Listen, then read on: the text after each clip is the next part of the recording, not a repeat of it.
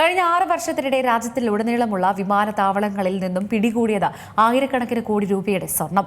പാർലമെന്റിൽ ധനകാര്യ മന്ത്രാലയമാണ് ഞെട്ടിക്കുന്ന റിപ്പോർട്ട് പുറത്തുവിട്ടത്.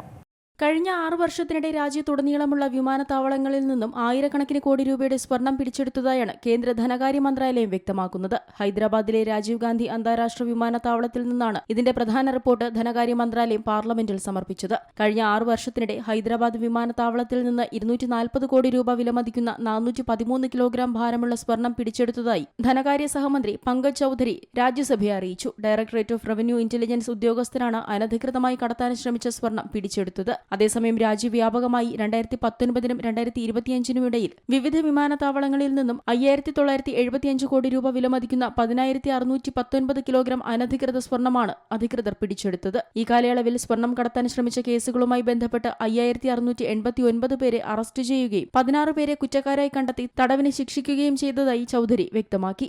National desk Zee Malayalam news. ഏറ്റവും പുതിയ വാർത്തകളും വിശേഷങ്ങളും വിരൽ തുമ്പിലറിയാൻ സീ മലയാളം ന്യൂസ് എല്ലാ ഡിജിറ്റൽ പ്ലാറ്റ്ഫോമുകളിലും ലഭ്യം.